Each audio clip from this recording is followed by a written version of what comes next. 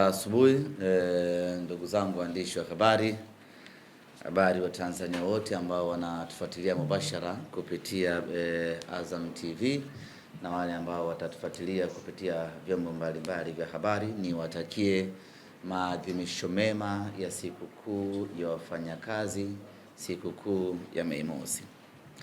Ndugu zangu waandishi wa habari, karibuni katika makao makuu ya klabu ya Simba hapa Oyster Bay, ambapo tuko hapa hii leo kwa ajili ya kutoa taarifa muhimu kuelekea katika mchezo wetu wa Kariakoo Derby ambao unatarajiwa kupigwa siku ya tarehe 3 ya mwezi wa 5 mwaka huu wa 2026.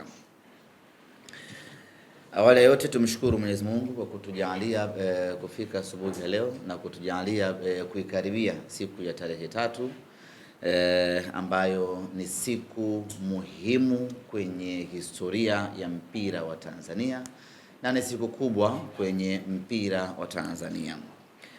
Dabi ya Kariakoo kwa mara ya kwanza inakwenda kuchezwa katika uwanja wa Meja Jenerali Samuyo ambao kiasili ni uwanja wa nyumbani wa Simba Sports Club, na mechi yetu hii itapigwa kuanzia majira ya saa 12 jioni mpaka pale itakapotamatika katika uwanja huo wa Meja Isamuyo. Tayari tumeshaeleza huko nyuma kwa nini Meja Isamuyo. Ni kwa sababu uwanja namba 1 wenye hadhi ya kuchezewa dabi kwa maana ya uwanja wa Benjamin Mkapa upo katika marekebisho, na kwa mantiki hiyo basi uwanja huo kwa sasa haufai ama hautumiki katika matumizi. Baada ya kupata taarifa hiyo, Simba Sports Club tukafanya mchakato na tukaangalia ipi ni sehemu sahihi na ni sehemu muafaka ya pili ya kuchezewa mchezo wetu wa dabi. Baada ya tafakuri ya kina, hatimaye tukafikia muafaka ya kwamba uwanja wa Meja Jenerali Isamuyo ndio uwanja wenye hadhi, ndio uwanja unaokidhi, ndio uwanja wenye sifa, ndio uwanja bora na ndio uwanja ambao una haki zote za kuhosti mechi ya Kariakoo Derby. Ni ukweli usiopingika ya kwamba Meja Jenerali Isamuyo hailingani na Benjamin Mkapa kwenye eneo la capacity ya mashabiki. Benjamin Mkapa ni watu 60,000 na uwanja wa Meja Jenerali Samuyo ni watu 10,000 pekee, lakini hakuna budi, ilikuwa ni lazima na muhimu kwenda hapo kwa sababu ndio chaguo pekee bora lililobaki. Viwanja vingine vyote vilivyobaki Tanzania havitofautiani chochote na uwanja wa Meja Isamuyo, lakini uwanja wa Meja Jenerali Isamuyo una sifa moja kuu ya kipekee ya kwamba ndio uwanja wenye pitch bora kuliko kiwanja chochote Tanzania hivi sasa. Kabla ya Benjamin Mkapa haijafumuliwa, uwanja wa Meja Jenerali Isamuyo ulikuwa ni uwanja wa pili unaoongoza kwa kuwa na nyasi asilia bora, kuwa na uwanja wenye nyasi asilia bora, ulikuwa ni uwanja wa pili. Baada ya Benjamin Mkapa kufumuliwa, tunavyozungumza nanyi hivi sasa, uwanja wa Meja Jenerali Isamuyo ndio uwanja wenye pitch bora unaotumia nyasi asilia.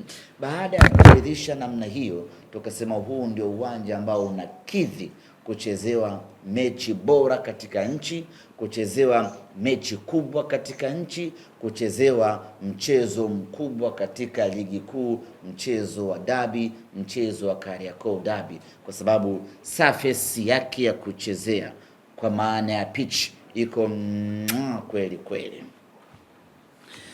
Kwa hiyo mawazo, maoni yote kuhusiana na uwanja kwa sasa hayana nafasi yake. Wote tunaelekea Meja Jenerali Isamuyo, na ieleweke wazi, hatujapeleka uwanja mechi katika uwanja wa Meja Jenerali Isamuyo iwe kama sehemu ya kutafutia matokeo au kama sehemu ya kumkomoa mtu au kama sehemu ya kutaka kumwonea mtu. Tumekwenda Meja Jenerali Isamuhyo kwa sababu ndio uwanja ambao unastahili, na ndio maana unaona hata communication yetu kuhusiana na Meja Isamuhyo tunaitoa kistaarabu. Ni tofauti na watu ambao walivyopeleka mechi katika uwanja wa Amani. Ulikuwa unaona wanazungumza kipashkuna, kana kwamba wanazungumza kwa ajili ya kwamba yani njoeni huku lazima tutawafunga kwa sababu ni Zanzibar, au mmeshazoea sehemu fulani, njoeni huku hamjapazoea tutawafunga. Ni tofauti. Sisi tumekwenda Meja Isamuhyo na tunawaomba na wengine waje kiroho safi, kwa sababu ndio sehemu sahihi ya kuchezea mechi yetu ya Kariakoo Derby. Timu yetu ya Simba Sports Club imerejea jana kutoka visiwani Zanzibar mara baada ya kufanikiwa kuchukua ubingwa wa Kombe la Muungano na kumfunga mtani wetu goli la kikatili, goli 1-0 katika mchezo wa fainali. Mara baada ya kurejea kutoka visiwani Zanzibar, vijana wakapumzika kidogo mchana ule na kusalimia familia, na jioni kwa maana usiku wachezaji wote wakarejea kambini, na ninapozungumza nawe hivi sasa wachezaji wa Simba wote wako kambini hivi sasa wakiendelea na programu ya maandalizi na mazoezi kuelekea katika mchezo wetu wa Kariakoo Derby. Kuhusiana na afya za baadhi ya wachezaji wetu ambao katika mechi ya fainali ya Kombe la Muungano walionekana kufanyiwa mabadiliko kwa sababu za majeraha za hapa na pale, ninayo taarifa njema sana kwenu wana Simba ya kwamba wachezaji wote ambao walionekana kufanyiwa mabadiliko kwa sababu za kiafya, wote hali zao ziko vizuri kweli kweli.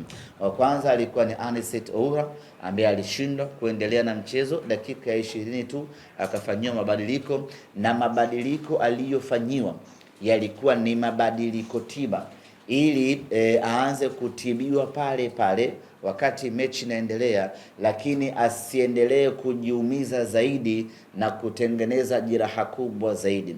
Kwa hiyo benchi la ufundi kwa kushirikiana na jopo la madaktari wakaona tumpe na tumtoe kwenye mchezo huu ili aanze kupatiwa matibabu hapa hapa na kuzuia riski ya kutoumia zaidi. Na hiyo ndio faida ya kuwa na wataalam katika benchi la ufundi. Kwa Anicet Oura akatolewa katika mechi hii ya fainali, akaanza kupatiwa matibabu, na napozungumza nanyi hivi sasa Anicet Oura anaendelea vizuri kweli kweli, na matumaini yake ya kuwepo katika mchezo wa dabi yana asilimia kubwa kweli kweli. Cha kufanya ni kumuomba tu Mwenyezi Mungu aendelee kuimarisha afya yake ili tarehe 3 awe sehemu ya mchezo. Lakini Nixon Kibabage vile vile na yeye alifanyiwa mabadiliko baada mwili wake kutingishika. Tunamshukuru Mwenyezi Mungu kwa ripoti ya madaktari ambayo nimeipokea asubuhi ya leo. Kibabage yuko salama wa salmin, yuko mzima wa afya. Maana yake ni kwamba Jumapili atakwenda kujitutumua kama kawaida. Yusuf Kagoma ngoma ngumu naye vile vile hakumaliza mchezo ule kwa sababu ya kuhofia kupata majeraha, kukufua, angeendelea kupata maumivu, maana alikuwa akisikia maumivu wakati mchezo unaendelea. Akafanyiwa mabadiliko ili kumwepushia kuumia zaidi, na yeye amepata matibabu kwa siku ya jana na anaendelea vizuri, na sasa yuko mazoezini akiendelea na program ya mazoezi. Kwa hiyo hao pekee ndio ambao walikuwa na hati ya kuikosa Kariakoo Derby, lakini niko hapa kuwathibitishia kwamba wachezaji hawa watatu na wengine wote ambao sijawataja afya zao ziko salama wa salmin na wako tayari kwa ajili ya Kariakoo Derby. Ndugu zangu wana Simba, tutakwenda kwenye mechi ya Kariakoo Derby tarehe 3 ya mwezi wa 5.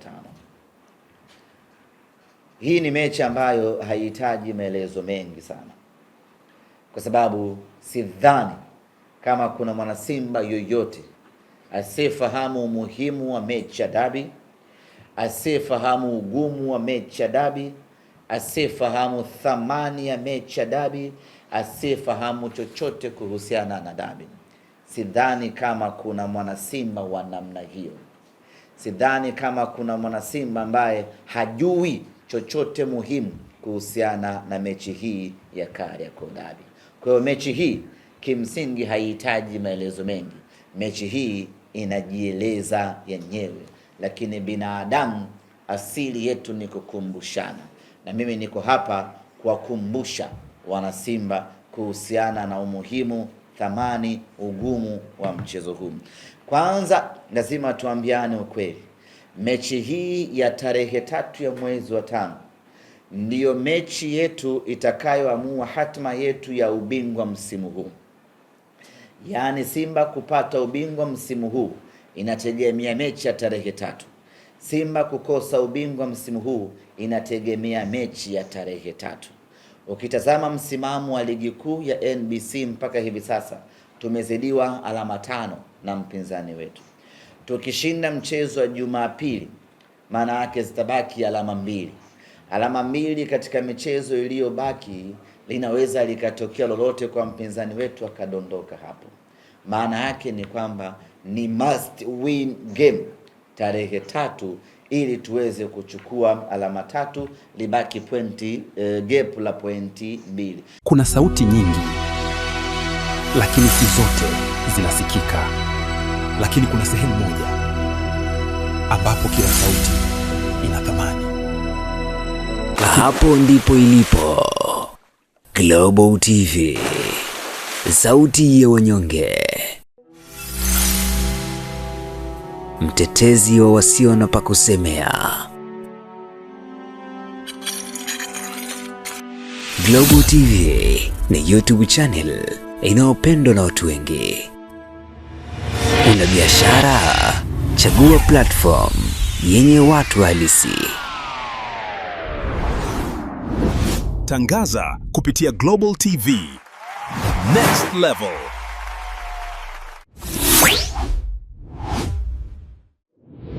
Chukua hatua sasa.